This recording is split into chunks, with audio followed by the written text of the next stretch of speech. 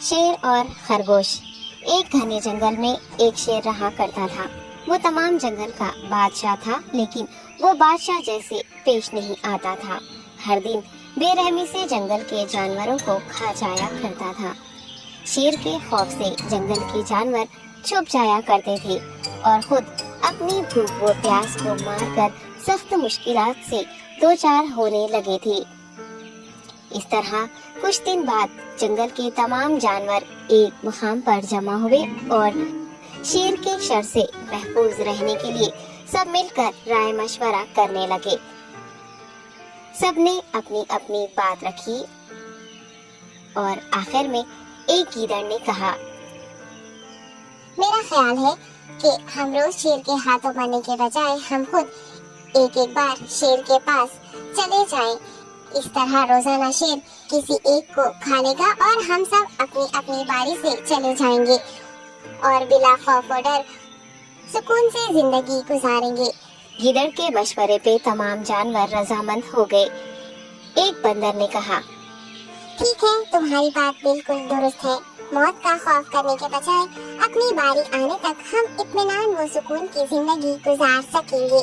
جانوروں کی بات چیت مکمل ہونے کے بعد خود گیدڑ نے شیر کے پاس جا کر یہ ساری بات بتائی۔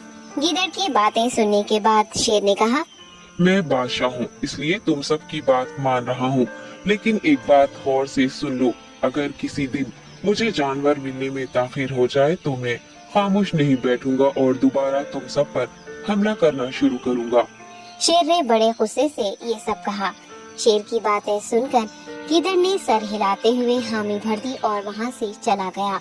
اس دن کے بعد ایک ایک جانور بلا ناغہ اپنی اپنی باری کے مطابق شیر کے پاس جانے لگے اور شیر سکون سے اپنے پاس آنے والے جانوروں کو مار کر اپنی بھوک مٹانے لگا۔ یہ معاملہ ایسے ہی چل رہا تھا اور ایک دن شیر کے پاس جانے کی باری ایک خرگوش کی آئی۔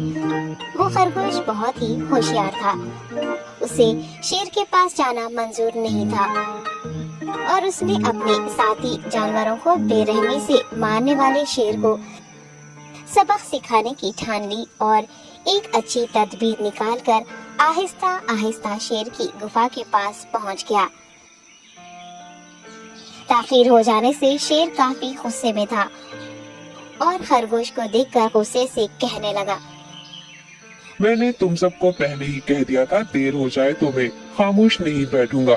تم نے وعدہ خلافی کی ہے، اس لیے میں جنگل جا کر من چاہے جانور کا شکار کر کھا جاؤں گا۔ تب خرگوش نے شیر سے کہا، معاف کر دیجیے بادشاہ سلامت، غلطی ہو گئی اور اس کا ایک واجب سبب ہے۔ اطمینان رکھیے، میں بیان کرتا ہوں، آپ سنیے اور اس کے بعد آپ آرام سے مجھے مار کر کھا لیں۔ شیر نے پھر غصے سے کہا، وہ کیا بات ہے، جلدی بتاؤ۔ خرگوش نے کہا، بادشاہ سلامت، میں آپ کے پاس آ رہا تھا اور راستے میں مجھے ایک شیر مل گیا اور مجھے مارنے کے لیے آگے بڑھنے لگا۔